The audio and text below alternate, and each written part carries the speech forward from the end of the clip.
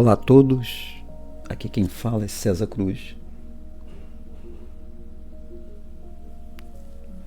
E nesse áudio, nós vamos então estar falando sobre os pilares da saúde mental. A nossa natureza humana é uma natureza extremamente complexa. Eu costumo dizer que cada psique ela é diferente uma da outra, no sentido da acomodação das experiências da vida. Os sintomas são muito parecidos, mas a forma de acomodação, de lidar com os acontecimentos da vida, elas vão variando. E nesses meus 30 anos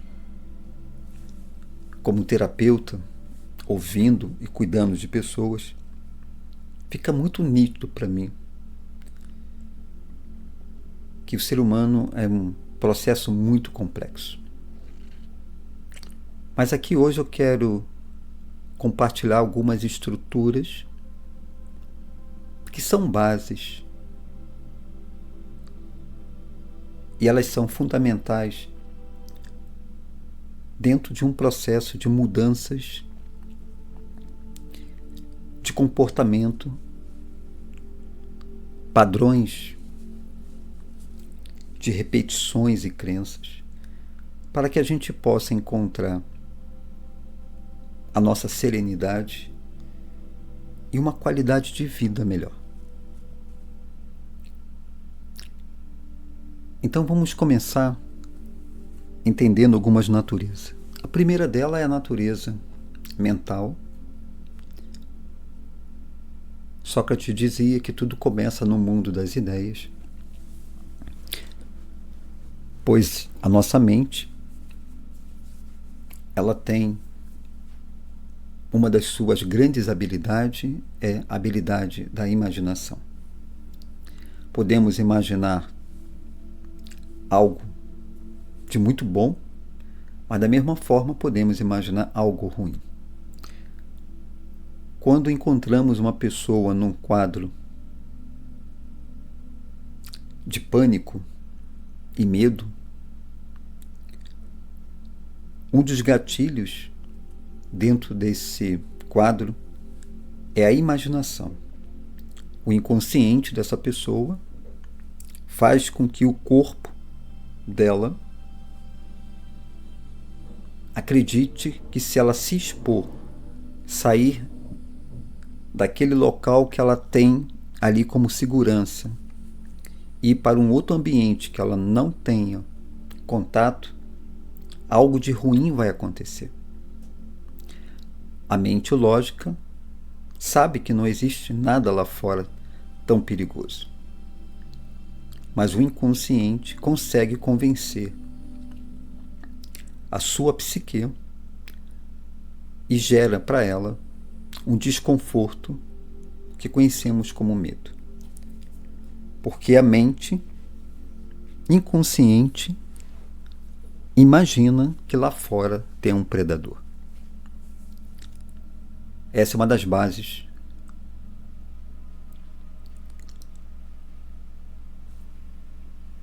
do medo dentro das patologias do pânico. A segunda natureza é a natureza emocional. E essa é uma das naturezas também muito desafiadora, porque essa natureza ela é muito mais antiga. O contato dos nossos ancestrais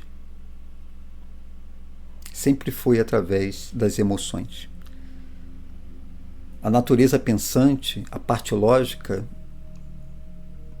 dentro da neurociência, ela é a parte mais nobre que milhões de anos depois, os nossos ancestrais começam então a desenvolver a lógica e a razão. Então a natureza emocional, ela é a natureza mais antiga. E ela está muito vinculada aos nossos instintos. Há uma divisão dentro da neurociência, né? O nosso cérebro é dividido em 3 camadas. A camada mais antiga é a camada da consciência reptiliana. E dentro dessa camada estão ali os nossos instintos mais primitivos, como comer, dormir, procriar, as necessidades fisiológicas. O próprio instinto de sobrevivência também está vinculado a essa camada. A segunda camada é a camada das emoções. Em algum momento, o nosso cérebro ele começa então a se associar por afinações, por sentir afinidade, por se relacionar dentro de um contexto que há um sentimento ali, há uma emoção em estar ali e fazer parte daquele grupo. E essas 3 camadas, nós estamos o tempo todo passando por ela. Então, existe uma tríade dentro desse contexto. Por isso que eu digo que como é complexo a gente entender a natureza humana. Então essa camada emocional, ela está vinculada com a nossa primeira leitura. Tudo que acontece, o ambiente que a gente se encontra, as notícias que vão chegar até nós, a nossa primeira interpretação, a nossa primeira leitura, ela é emocional.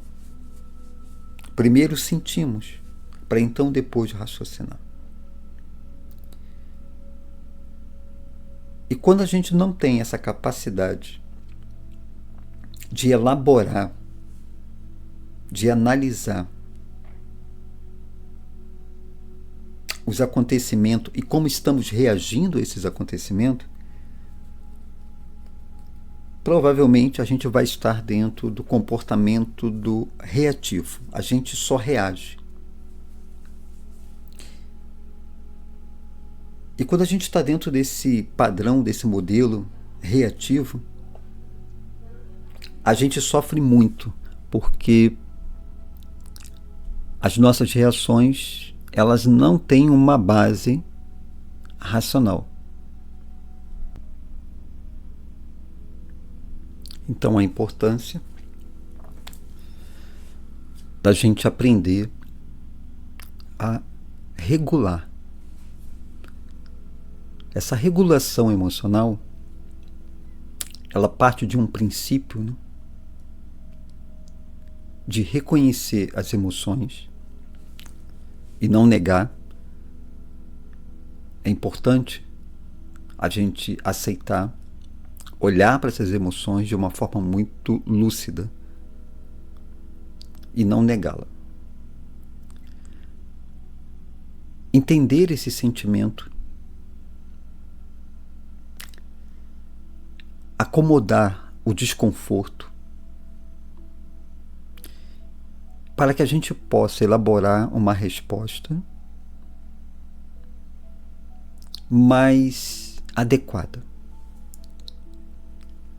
Eu vou trazer aqui um exemplo. Eu acho que um dos desafios muito grandes dentro dessa natureza emocional está dentro de notícia de um luto.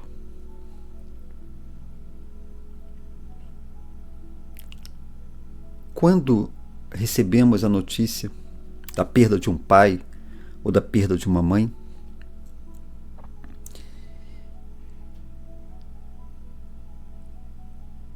Quem sente a dor, quem chora, quem entra em pânico, é a nossa criança interior. É muito comum, no momento que a gente recebe a notícia, há todo aquele impacto. E o sentimento de perda, de vazio, não é do ser adulto que está ali recebendo essa notícia, mas sim da criança. Quem chora é a criança. E nesse momento, quem tem a capacidade de raciocinar e trazer o equilíbrio para que possamos resolver é a natureza mental, racional. E essa natureza mental, ela pertence ao adulto. O adulto tem a compreensão que momento como esse iria chegar, que faz parte da natureza, que faz parte da vida. Mas a criança interior, aquela consciência da criança, ela não tem essa maturidade. Então, quando a gente fala de acomodação, quando a gente fala de procurar entender o processo e o momento, é a gente buscar uma narrativa para nós mesmos,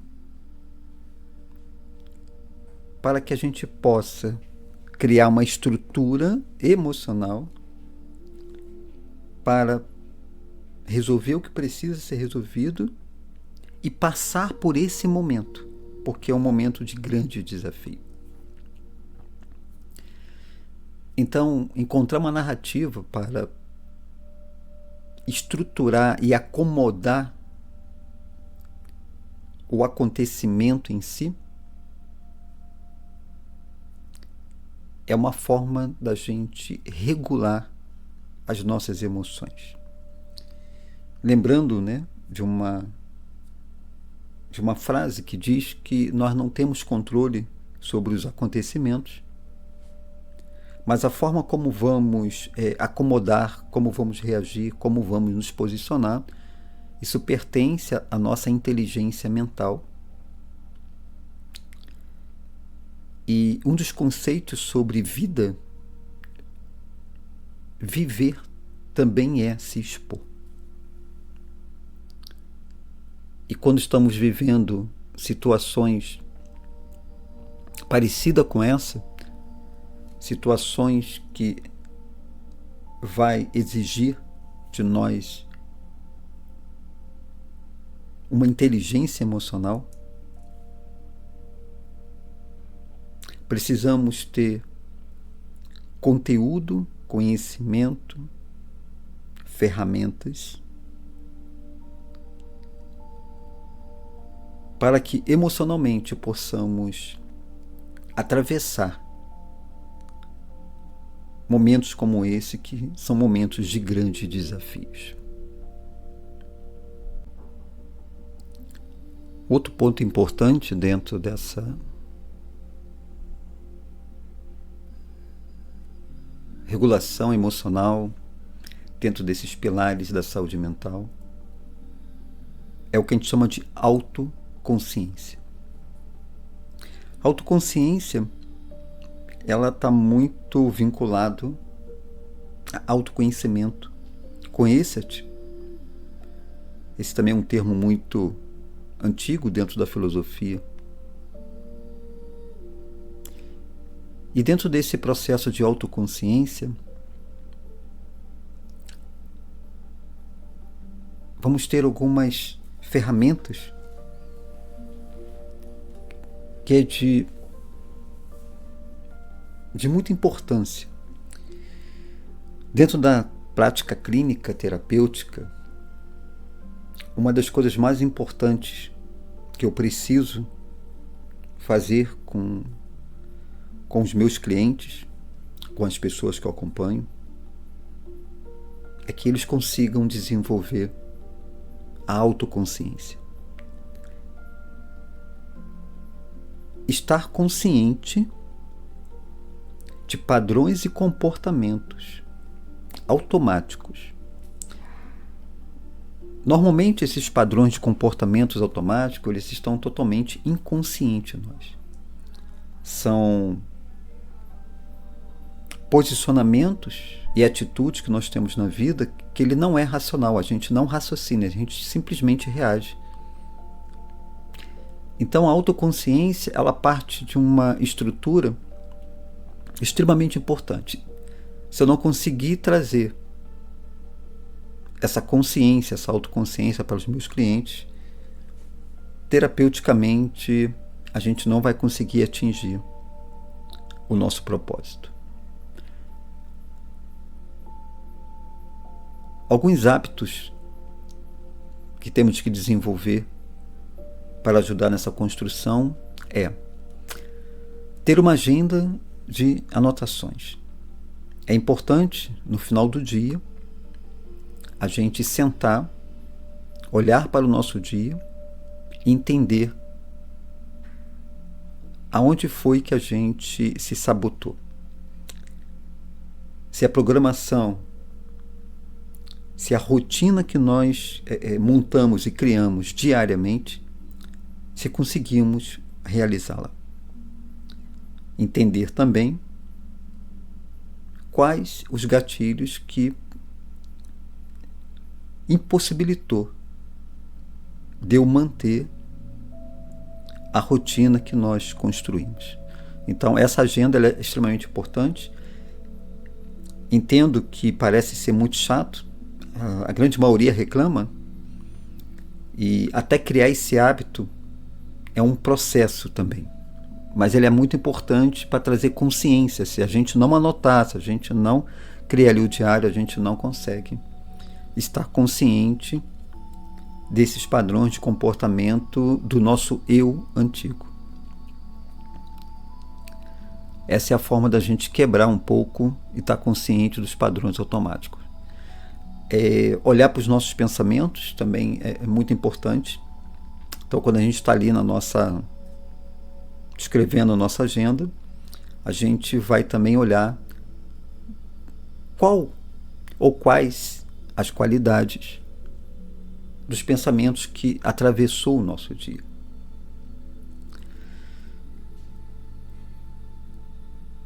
E dentro disso, a gente vai então trabalhando e desenvolvendo o observador, aquele que observa. Então, eu sempre tenho, dentro das rotinas, de um protocolo que utilizo para ajudar essa transformação desse ser que está ali dentro do meu acompanhamento, esse hábito da escrita à noite e o hábito do silêncio.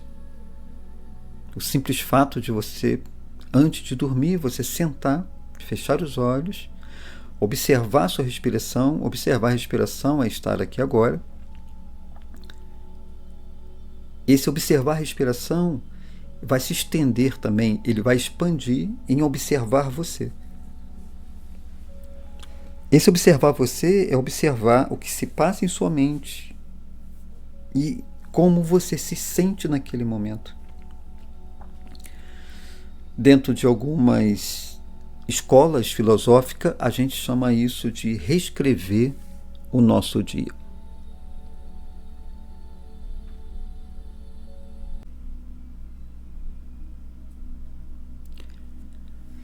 Então, a autoconsciência, ela é o início das mudanças dos nossos comportamentos. Ainda dentro desse universo da natureza emocional,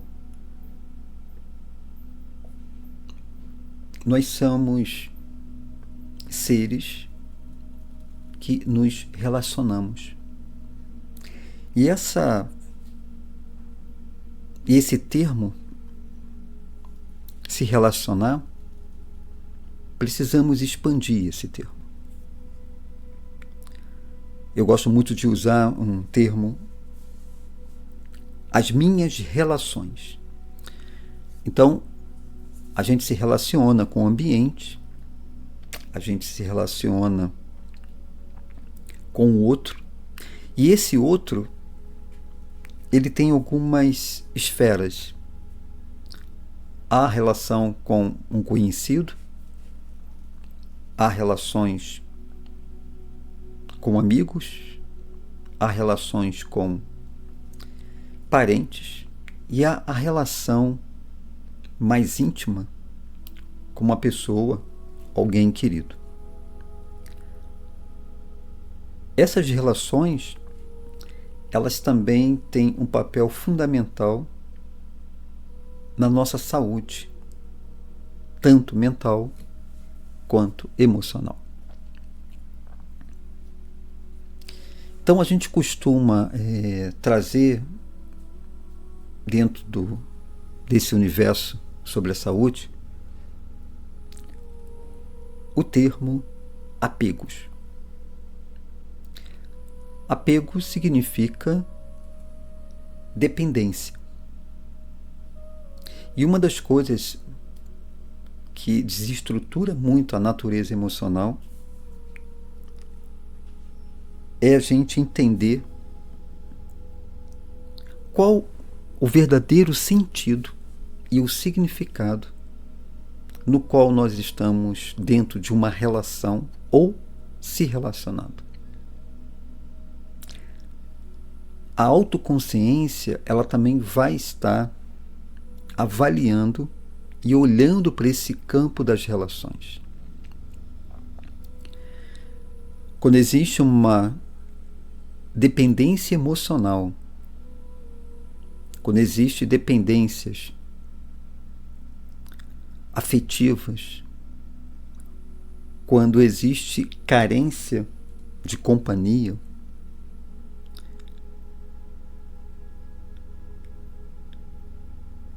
essas relações construídas dessa forma é o que mais adoece emocionalmente. Então a autoconsciência, dentro das práticas terapêuticas, ela vai também precisar avaliar o significado e o sentido das nossas relações. Há relações que estão dentro de um sentido de segurança. Eu me sinto seguro quando eu estou envolvido nessa relação. Há relacionamentos de validação. Eu preciso ser validado para que eu me sinta viva ou para que a vida tenha sentido. Trazendo aqui alguns exemplos. Há relacionamentos que a pessoa, ela, para se sentir pertencendo a um grupo, ela não se coloca mais em primeiro lugar. É aquela pessoa normalmente que não sabe dizer não.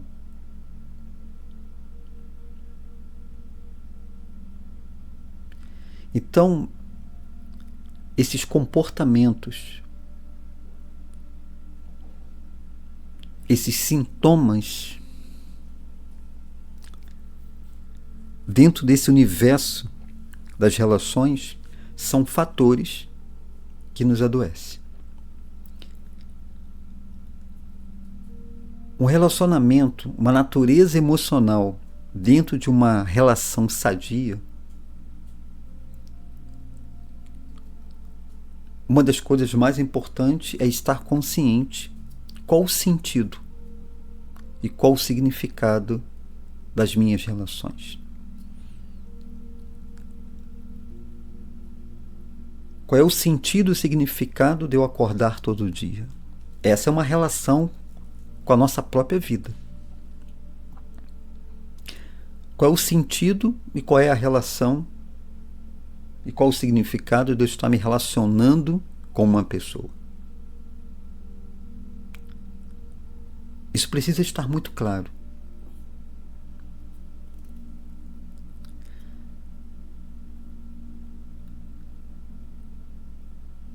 a base da relação sadia, o princípio de tudo é amor. Se é amor, há um significado.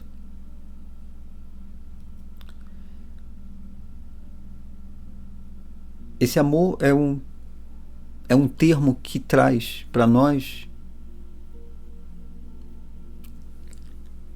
inspiração,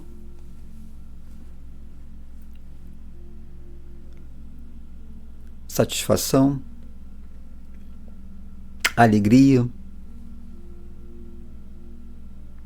um estado de plenitude.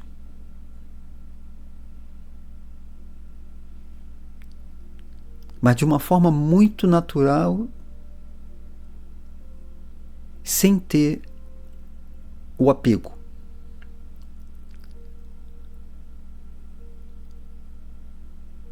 Quando você vai fazer um passeio, uma viagem, tudo aquilo que essa viagem vai nos trazer: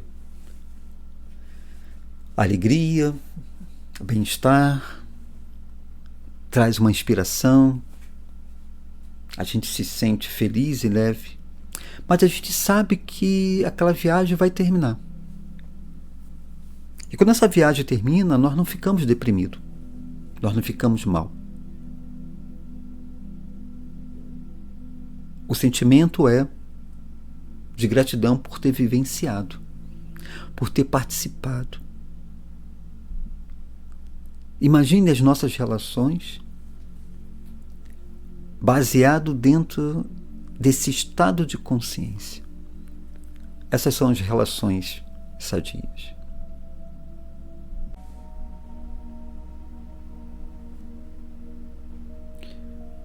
Vamos agora falar um pouco mais sobre o nosso cérebro.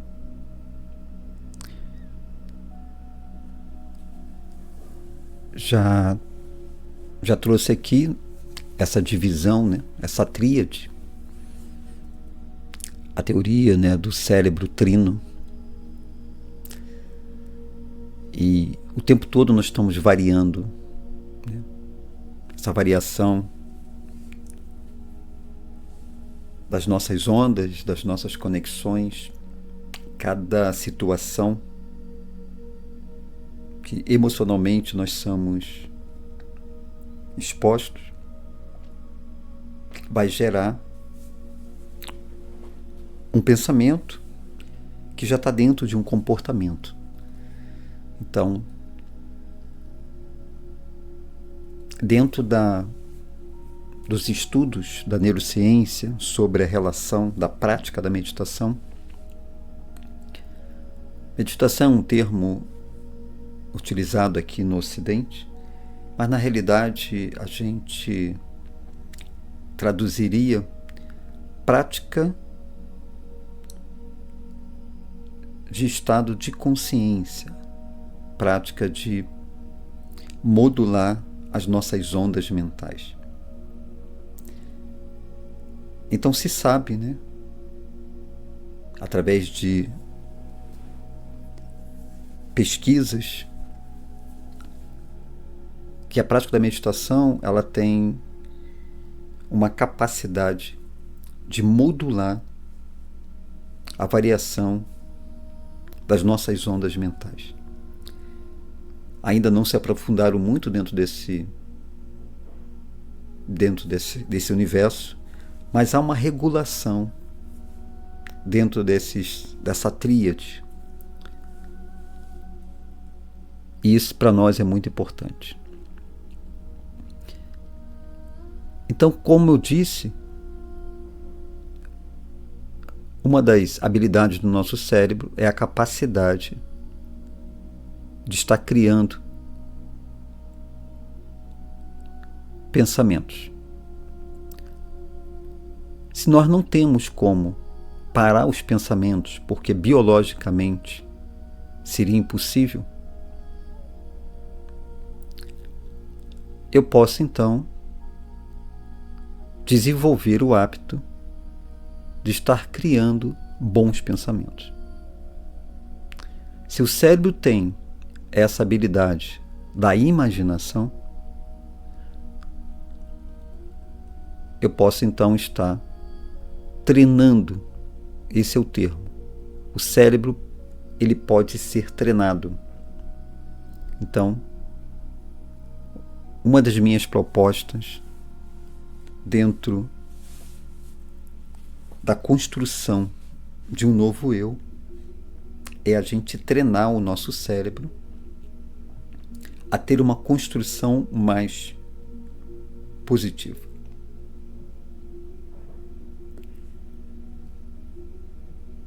Dentro dos estudos da PNL e da hipnose, se sabe que quando a gente está assistindo um filme e a gente começa a prestar atenção nesse filme, se for um filme romântico, vai haver algumas cenas que vai provocar em nós o choro, aquele nó na garganta. Se é um filme de terror, o nosso coração vai disparar e, dependendo das cenas do filme, a gente leva até um certo susto. Por que isso acontece? Porque o nosso cérebro, ele não sabe distinguir o que é realidade e o que é imaginação. Então, hoje existem pesquisas que comprovam que quando a gente está imaginando em nossa mente com uma grande realidade e detalhes para o nosso cérebro, aquilo já aconteceu ou está acontecendo. Lembrar que um dos gatilhos da síndrome do pânico é o inconsciente imaginar que há um predador lá fora, que algo muito perigoso vai acontecer. E dentro desse processo vai gerar gatilhos e sintomas biológicos no qual a gente não consegue ter controle. Essa é a capacidade e o poder da nossa mente. Se o nosso cérebro não consegue entender o que é imaginação e o que é realidade, então todos os áudios de reprogramação mental que eu recomendo sempre dentro das práticas de visualização, ele faz sentido. E o segredo é a repetição. Reprogramar, criar novos comportamentos e estrutura e modelos mental vai estar muito vinculado à repetição.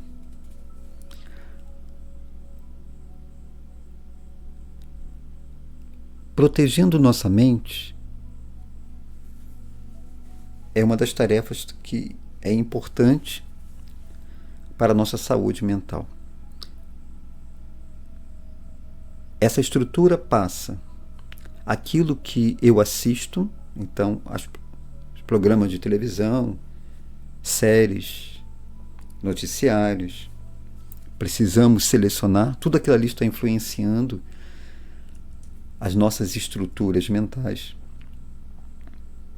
Qualidade de leitura, eu sempre estou indicando bons livros. Na grande maioria são livros que têm a ver com essas estruturas de estar construindo uma nova realidade. Qualidade de música, a própria ciência da musicoterapia, que mexe com as nossas ondas mentais, também vai gerar uma qualidade, uma construção mental melhor. E os ambientes que frequentamos. E a parte mais desafiadora é olhar a qualidade das pessoas que temos contato no nosso dia a dia. De forma, às vezes, inconsciente, essas pessoas podem estar nos influenciando. Então, quando eu digo que precisamos estar conscientes do que escutamos. Hoje a gente vive uma era de muitos influenciadores. Precisamos também estar atento a isso. Há uma pesquisa que mostra que a grande maioria desses influenciadores, num prazo de... eles não conseguem sustentar as suas teses, as suas teorias, por mais de 3, 4 anos. Dentro desse prazo vai haver uma queda muito grande. Porque a grande maioria não tem base, não tem conteúdo, não são profissionais, dependendo da área que você vai estar ali ouvindo, que tem uma bagagem de conhecimento e experiência. Então eu sempre recomendo, quando eu passo alguma coisa, eu conheço o profissional no sentido das pesquisas, de tudo que ele estudou, e o seu tempo de prática, o conhecimento adquirido dentro de muitos anos. Então tudo isso influencia a qualidade da estrutura dos nossos pensamentos. Então isso é muito importante. E para a gente finalizar, a importância da disciplina. Sem disciplina, sem uma constância dessa disciplina, não há mudança. Precisamos lembrar aqui que nós estamos falando de uma construção de um novo eu,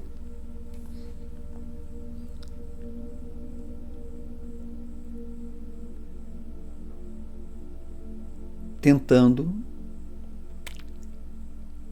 dizer para o eu antigo que essas estruturas, a forma como estamos codificando a vida, como estamos estruturando a nossa vida, ela não funciona mais. Por isso que o resultado é o desconforto. Os resultados não é aquilo que a gente está esperando.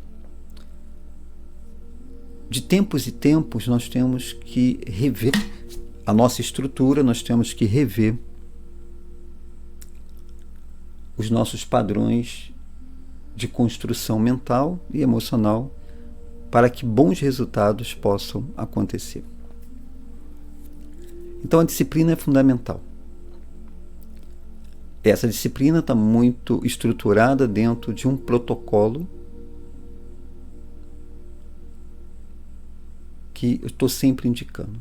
Então, procurar manter o protocolo, procurar fazer os exercícios.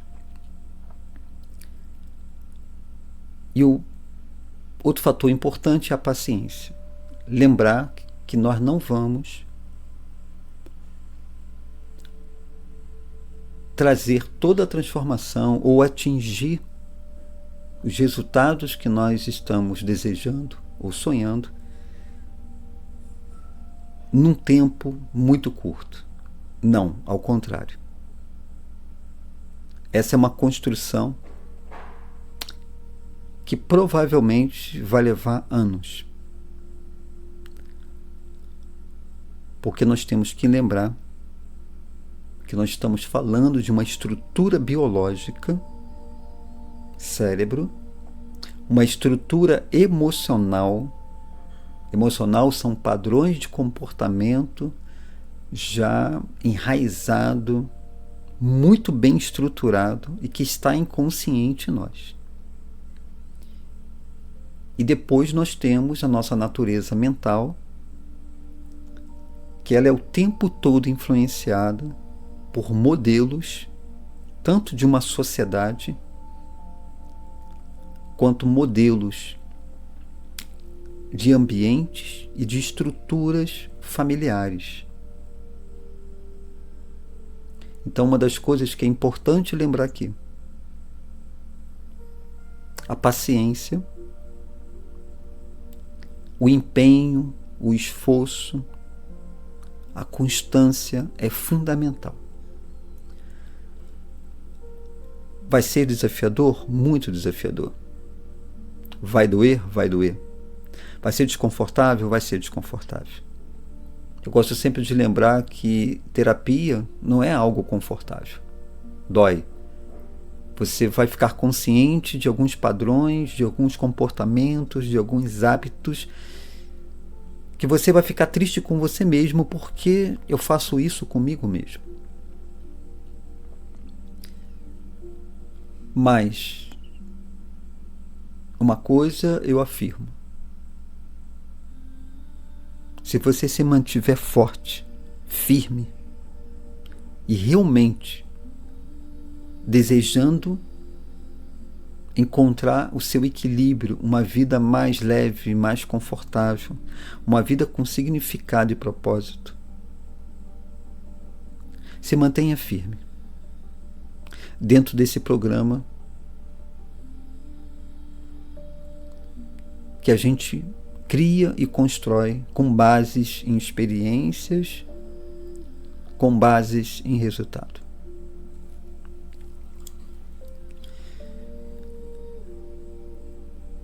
É isso. Um forte abraço para todos. Até um próximo encontro.